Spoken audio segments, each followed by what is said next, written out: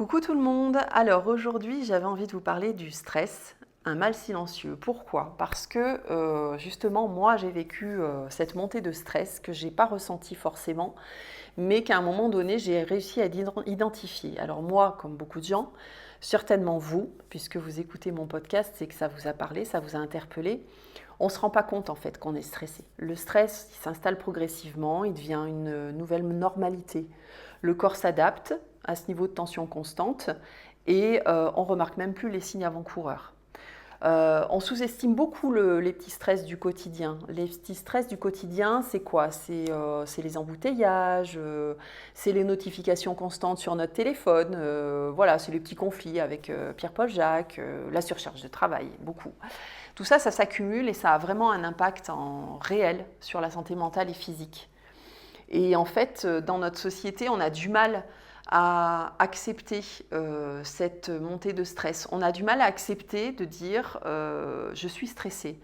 Je sais que dans mon cabinet, les personnes qui viennent, souvent, elles me disent tous leurs symptômes, puis elles me disent oui, et puis bon, je suis stressée. Mais un peu comme si elles étaient gênées de me le dire.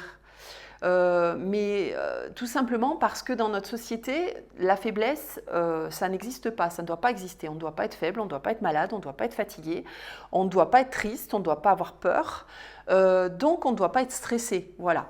Et le problème, c'est que les personnes n'avouent pas leur stress. Donc en fait, c'est vraiment, on a tendance à accumuler ce stress petit à petit, on n'en parle pas, même pas, je ne parle même pas au boulot, mais on n'en parle même pas à notre entourage. Et on garde beaucoup pour soi.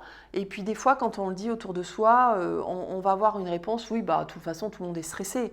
Oui, bah, moi aussi, je suis stressée. Voilà. Alors qu'en fait, il y a un réel appel derrière, un peu, je dirais, au secours, en disant, bon, bah voilà, j'ai besoin de quelqu'un qui m'écoute. C'est pour ça qu'il ne faut pas hésiter à se tourner des fois vers des thérapeutes pour vraiment avoir une oreille attentive et des solutions concrètes à vos problèmes. Je sais que j'accompagne beaucoup de personnes à ce niveau-là parce qu'on travaille à la fois sur le psycho-émotionnel, avec des plantes, on parle, puis aussi, il y a aussi de l'énergétique qui rééquilibre l'énergie du corps et qui permet de rééquilibrer un peu les tensions qui sont souvent ciblées au niveau de la tête, ça chauffe énormément. Il y a aussi tout ce qui est digestif parce que c'est notre deuxième cerveau. Donc forcément, si on travaille sur le ventre et qu'on apaise les tensions au niveau du ventre, eh ben, on a forcément une meilleure digestion et derrière, on se sent mieux dans sa tête. Donc après, c'est un cercle vicieux, un cercle vertueux au lieu de vicieux qui se met en place. Très intéressant. Et puis au niveau des vertèbres aussi, parce que quand il y a des vertèbres qui sont bloquées, ben, il y a plein de nerfs qui sont pincés et qui envoient plein de décharges au niveau du corps et qui viennent créer des tensions diverses et variées. Il ne faut pas hésiter à en parler, même si votre entourage n'est pas capable de l'entendre. Eh bien, voilà, essayez de voir un thérapeute, un psychologue. Comme moi, je suis éthiopathe, naturopathe. Il y a des kinésiologues. Il y a plein de gens qui peuvent vous aider à faire diminuer votre stress.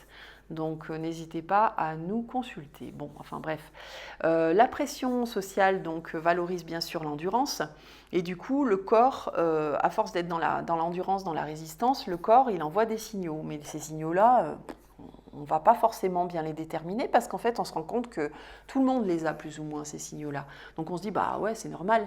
Ben non en fait, quand on est fatigué presque toute la journée, fatigué au réveil. Fatigué au réveil, ça veut dire qu'on a mal dormi, qu'on n'a pas eu un sommeil récupérateur.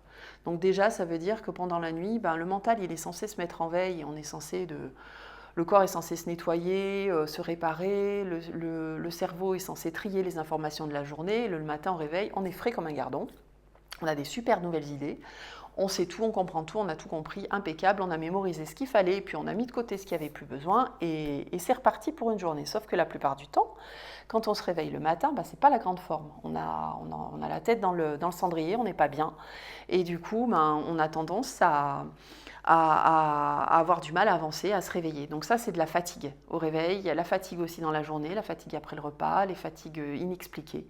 Il y a les maux de tête aussi, parce que pourquoi le stress? En fait, ça prend la tête, les problèmes, ça prend la tête, et on a souvent de plus en plus de maux de tête.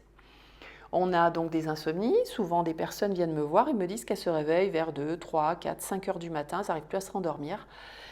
Et du coup, elles sont super fatiguées la journée. Mais pourquoi elles se réveillent la nuit? Parce qu'elles sont à la fin d'un cycle de sommeil qui fait que le mental, hop, allez, il y a une petite fenêtre, allez hop, on s'y glisse et puis ça y est, c'est parti, on se met en route et la personne, elle n'arrête pas de penser au lendemain, à la veille, à ce qui va, à ce qui ne va pas. Et du coup, elle a du mal à se rendormir. Il y a beaucoup d'irritabilité, d'anxiété aussi, évidemment. Comme je vous disais, souvent en voiture, on voit des personnes très énervées. C'est juste qu'elles sont très stressées. Voilà. Il y a des douleurs, bien sûr, musculaires, inflammatoires. On a du mal à se concentrer. Et puis des troubles digestifs, comme je vous disais tout à l'heure, ça crée énormément de spasmes au niveau du ventre qui font qu'on a du mal à digérer. On a des brûlures d'estomac, des remontées acides, on a des ballonnements et on a de la constipation qui font qu'au niveau du plexus solaire, comme tout est bloqué, et bien derrière, il y a tout un mécanisme de digestion qui est complètement perturbé. Alors, le stress chronique, il devient souvent invisible. L'organisme, il est en alerte permanente en fait. Il sait plus ce que c'est de ne plus être en alerte. Le taux de cortisol est super élevé. Il y a une suractivation donc, de ce taux de cortisol. Et ça permet à celui qui vit ce stress-là d'aller jusqu'au bout, en fait, jusqu'à ce que le corps il lâche. Alors le corps il va lâcher, ça va être des inflammations, ça va être des douleurs diverses et variées. Et puis tout doucement, ça peut devenir des maladies, plus ou moins graves. Bien sûr, on en a plein dans notre société. Et enfin, ça se termine souvent en burn-out. Voilà, donc c'est bien dommage parce que tout ça, ça pourrait être évité en amont. Il faut déjà apprendre à reconnaître les signes subtils, tout ce qui est émotionnel, physique, cognitif. Faut apprendre à les reconnaître et puis apprendre à les accepter.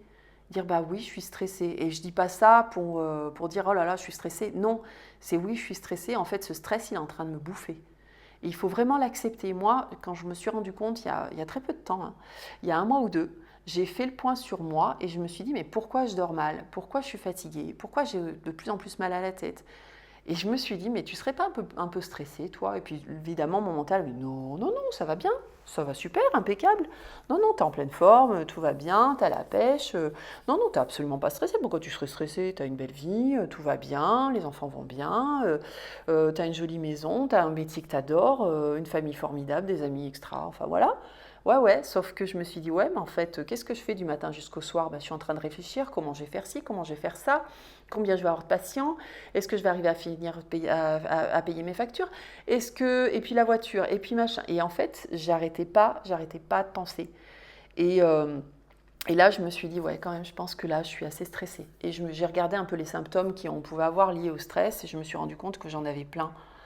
Et là, je me suis dit, ok, c'est bon, je reconnais que je suis stressée, c'est pas la peine de le crier sur tous les toits, les gens sont tous plus ou moins stressés, ils en ont rien à faire en fait, que je le sois ou que je le sois pas, ça va pas changer grand-chose. Par contre, moi, je vais mettre des choses en place pour faire diminuer mon stress. Donc la première chose, ça a été tout simplement d'essayer de mieux dormir, parce que le sommeil qui n'était pas récupérateur, ça a augmenté mon taux de stress. Donc j'ai pris des plantes, un petit gélule chaque soir pour me... Alors pas pour m'endormir, parce que j'avais pas de souci pour m'endormir, juste pour avoir un sommeil un peu plus profond. Et le matin, me réveiller en me disant « Ah, j'ai l'impression d'avoir dormi profondément ». Et ça, rien que ça m'a fait énormément de bien. J'ai diminué le sucre, donc c'est pour ça que je vous ai fait un podcast la semaine dernière sur la détox du sucre, parce que je l'ai vécu justement. Parce que je me suis rendu compte que je mangeais beaucoup de sucre pour, à la fois quand j'étais fatiguée, parce que j'ai l'impression que ça allait me donner de l'énergie. Forcément, c'est des sucres rapides, donc ça passe tout de suite dans le sang, ça vous donne un coup de fouet. Mais le problème, c'est que ça retombe 1 heure après, ça y est, on est au fond de la gamelle, parce qu'il n'y a plus rien.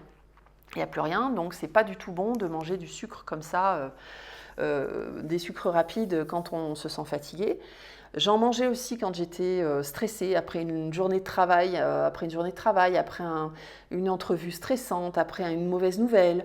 Voilà, j'avais tendance à me jeter sur le sucre, ce qui ne réparait rien, mais pendant un petit laps de temps, je me sentais un petit peu plus heureuse, on va dire. Voilà.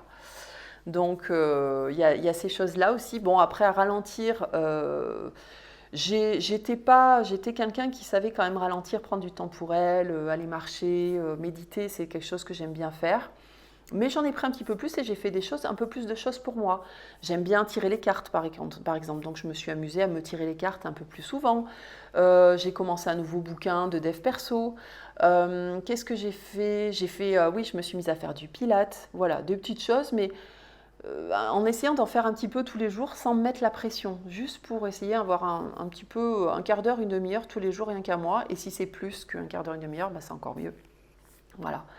Et voilà, moi j'ai trouvé mes clés à moi, mais c'est pas évident. Donc si vous avez besoin, n'hésitez pas à vous faire aider. Il y a plein de personnes qui sont là pour vous et surtout ne restez pas seul dans votre coin à cogiter et à vous rendre triste et malheureuse parce que c'est vraiment dommage. On n'a qu'une vie, elle passe vite, on n'a qu'une santé et il faut la préserver. C'est pas de vivre longtemps, c'est de vivre longtemps en bonne santé et vraiment il faut essayer de relativiser, prendre beaucoup de recul par rapport à la vie qu'on mène. Notre société nous met une pression de fou, on en souffre tous, même les enfants en souffrent, hein, donc c'est vraiment dur pour tout le monde, on en bave.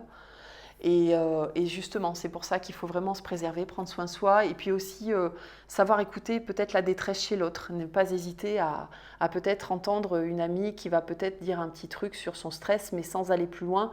Peut-être voilà, dire ah mais toi aussi t'es stressée, ben moi aussi je suis stressée, je me suis rendu compte que je dormais mal, que j'étais fatiguée toute la journée, que j'ai tout le temps mal au ventre, que j'ai du mal à aller à la selle, que en fait je m'énerve très facilement avec les enfants ou que j'ai du mal à me concentrer. Et voilà, en parler déjà, c'est faire un premier pas et puis aller vers peut-être quelqu'un qui peut vous aider ou déjà commencer par prendre des plantes. Voilà, on trouve des plantes qui aident bien au niveau du taux de cortisol, au niveau de la relaxation, faire une cure de magnésium. Voilà, en tout cas, moi je suis à votre entière dispo si vous avez besoin. Je suis là pour vous aider, je suis là pour qu'on s'entraide. N'hésitez pas à me mettre un j'aime, partager ma publication, faire tout pour que, en fait, ce que je vous dis là, ça soit partagé au maximum pour aider un maximum de gens. Ma chaîne, elle est là pour ça. Et je l'ai créée dans ce but-là parce que j'avais envie de faire passer des messages et puis partager aussi mes connaissances et mes expériences. Donc je vous dis à très bientôt, n'hésitez pas à me faire des retours, ça me fera grand plaisir. Ciao ciao!